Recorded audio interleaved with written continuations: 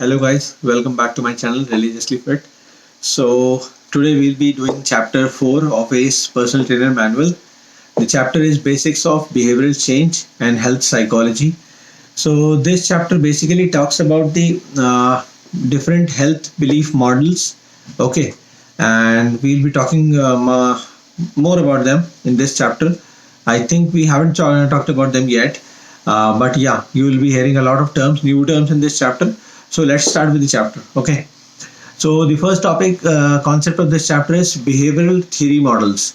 The first model is health belief model. So what do you understand by health belief model?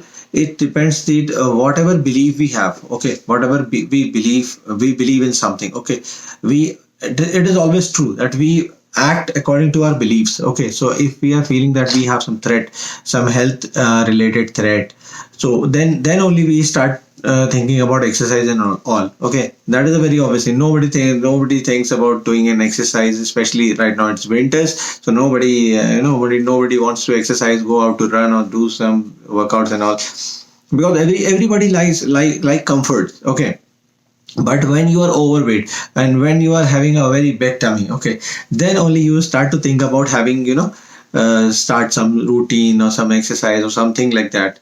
Okay, so this models and all theories work on these kind of models. So this health belief model is based on four different things. First is perceived seriousness. How is your perception about the threat and all. Okay, like I'll tell you the definition. The more serious the health threat, the more likely one is to engage. Okay, perceived susceptibility, one feeling about their chances of experiencing a health threat. As the name suggests, it's a simple definition.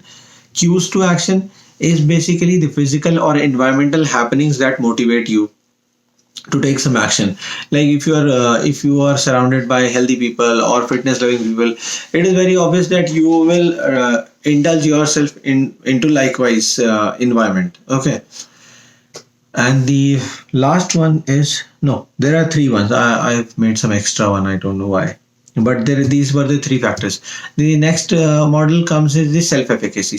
This is note down. This is important with respect to exam. Self-efficacy, as I told in the last chapters, this is one's own belief in their own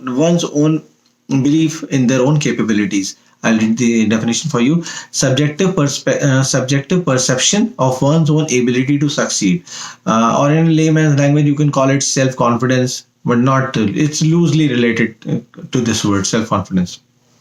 So this is dependent on six different factors. First is past performance experience. What was your performance in while doing physical activity the last time, if you did. The second one is vicarious experience. That what is the experience of your near and dear ones, your relatives, your friends, your close people. The verbal persuasion, that is feedback. What feedback are you getting from your trainer and all, or from the external environment. Fourth one is the physiological state appraisal. I'll read it from the book as well, because I think I don't like my notes today. I don't know why. So this physiological state appraisals it's basically related to exercise participation, are important because a client may perceive arousal, pain or fatigue. So basically the physiological state. Okay. The next one is emotional state and mood appraisals. It depends like fear, anxiety, anger, frustration.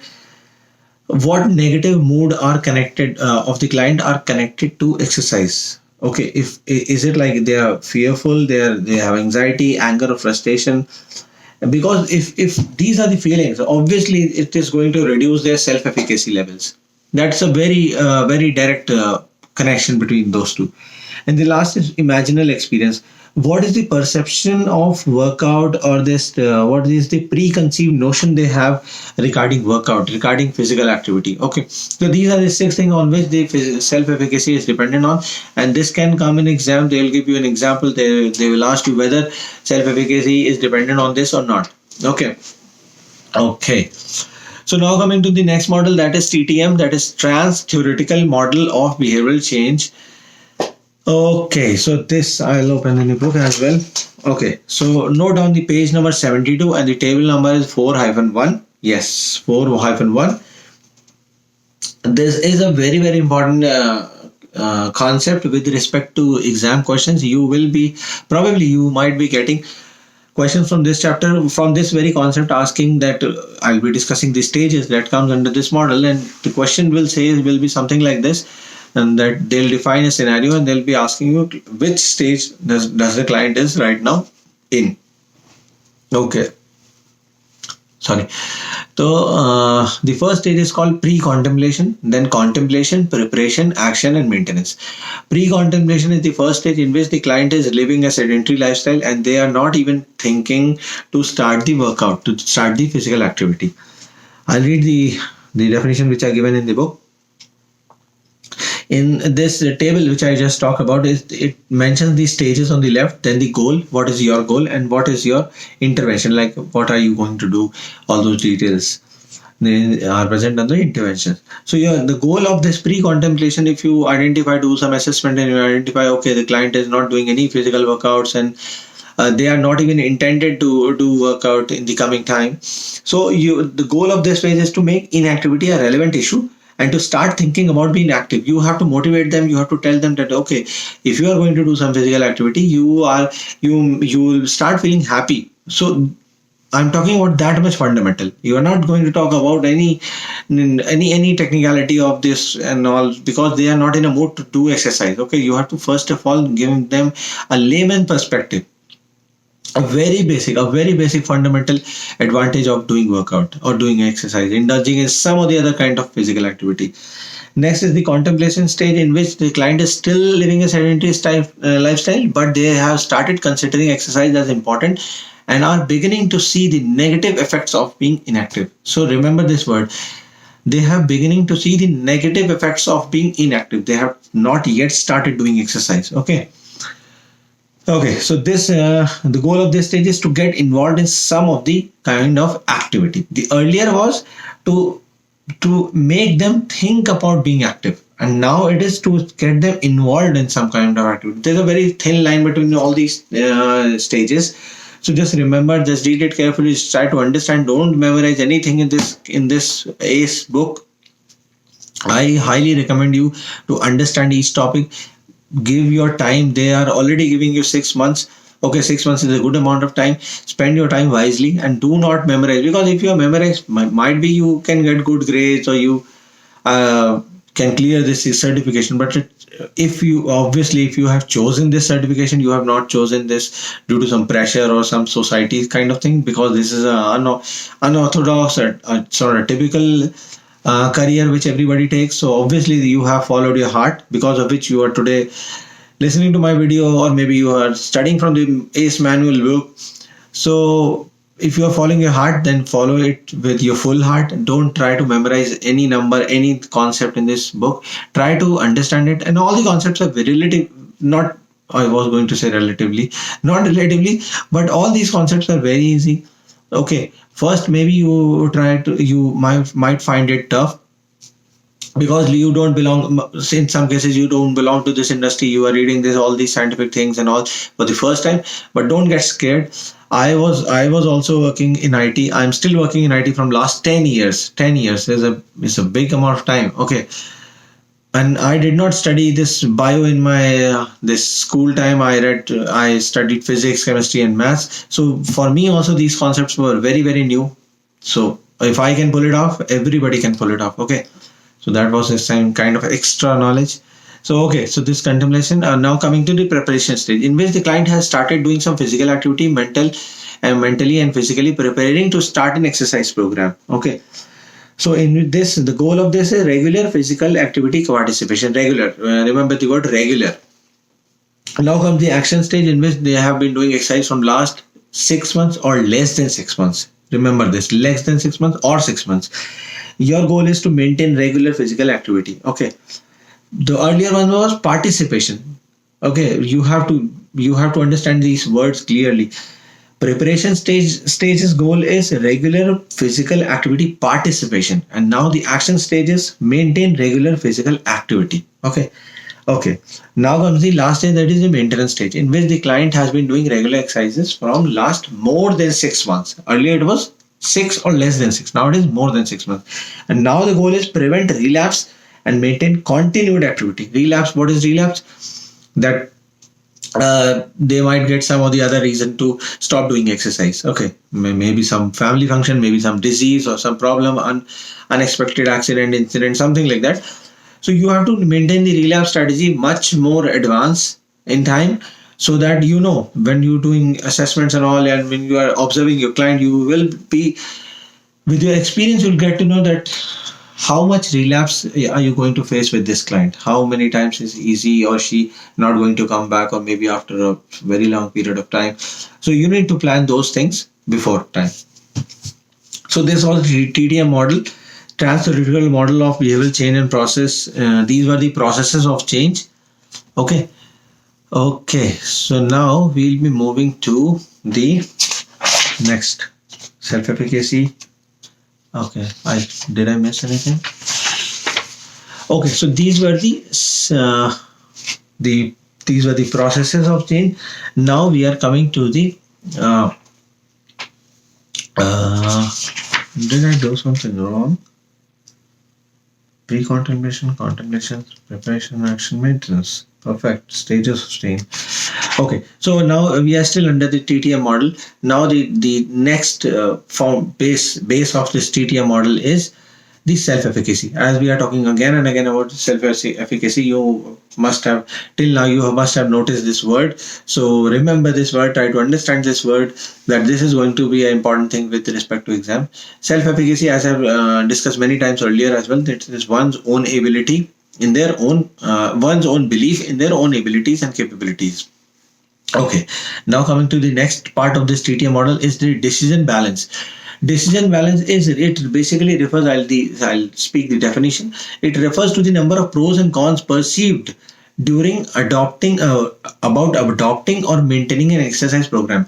That whenever the client is going to adopt this exercise program or participation, obviously they'll be doing some mental juggling. They'll be trying to find out what are the pros and what are the cons. So you as a trainer have to make a very much clarity in their mind regarding the pros and cons of exercises. So this is a decision balance. If the pros is more, obviously they are going to engage. They are more likely to engage in the participating in the exercise routine. If the cons are more, the opposite will happen. Okay. Now coming to the next concept, which is called principles of behavioral change. Okay, we'll be talking about different concepts under this umbrella. Principles of behavioral change. How does this behavioral change happen? Okay, so this can happen due to different reasons. So we'll be talking those reasons. The first reason is called operant condition. Not reasons, we can call them approaches, okay, or principles. So the first approach is operant conditioning. Operant conditioning is, first I'll tell you the official definition, then I'll explain you. Is basically the process in which behaviors are influenced by their consequence. If the consequence is bad, okay. If the consequence is bad, obviously you are likely not to. You likely will not be participating in that kind of thing. Okay. If you know that if you put your hand on a stove, your hand will get burned. You know that. Okay, so the consequence is not good. So that means you will not be indulging in that kind of behavior of putting your hand on the stove. Okay, you know that it will give you a lot of pain. So this operant conditioning is divided into three subparts, that is antecedent, stimulus control, and consequence. Like I gave you example, antecedent is a precursor to a stimulus. Okay. I'll open that example from the book as well. Okay, so antecedent is likely when you remember when you were a child, like right now you are a grown up person, you will not be doing this, you will not be putting your hand on the stove, but when you were a child, you were much more mischievous and naughty. Okay, so if you know whatever your parents are saying not to do, you will definitely will do that. Okay, and that time you were not that much mature and capable and all those things. You were just being childish. So the antecedent of this example, putting your hand on stove, the antecedent is you just want to make that shit happen. You want to make that thing happen. You just want to try. If for example, if your mother is saying not to go out or not to play, it's something is dangerous for you, you will try that thing. Okay, so that is antecedent, a precursor to that behavior of that Yes, stimulus. Okay. Now the stimulus. Stimulus is. I'll tell you the example. I don't remember. Stimulus control. Now, putting that hand on that is stimulus. Okay. And if you're controlling that stimulus, that's called stimulus control. Okay. And the last one is consequence. Obviously, consequence is your burnt hand. Okay. I'll give you another example. If you have to go to a gym and you're just checking your watch every now and then, okay, whether it's time to go, whether I should leave or not. So this is what it is. This is antecedent. Okay. And now stimulus control, that you know that you will be checking your time every now and then before going to the gym. So how you have to control this stimulus? You have to put an alarm. Okay, like you have to leave by 6, so you'll put an alarm for 5:45. So that is controlling your stimulus. And what is the consequence? If you have a stimulus control in place, consequences that you will reach the gym on time. Okay. So this was the operant conditioning. Now coming to the next topic under this principles of behavioral change, this shaping. Shaping is gradually increasing demands of a skill followed by positive reinforcement as more is accomplished. As you provide more and more reinforcement into a client, it is likely that their behavior is going to shape. Okay, so what you'll be doing is you will be choosing an easy program for them so that they don't lose confidence, and it should not be that much easy that they don't feel interested in that. Okay, there was this thing, yeah, it should not be too easy or it should not be too hard. If it's too easy, the client will get bored easily. If it's too hard, then obviously the client will feel discouraged, inadequate, or maybe overwhelmed. So this is shaping, providing proper positive reinforcement to shape their behavior. The next is observational learning. Beware of the exercise behavior of the people who are close to client. If you know from client only, or maybe you get a chance to meet those people, you observe them. That is called observational learning. So these are all basically different principles of behavioral change, how you are going to inculcate that change in the behavior of your client. So you can do this operant conditioning, you can use shaping, you can do the observational learning, and you can do the last one, that is cognition and behavior. Replacing irrational thoughts with more productive, healthier thoughts by asking questions such as those listed on this page number 79. Page number 79 has different questions like, what is the evidence for and against this thought? Like, how would you tell a friend in this same situation?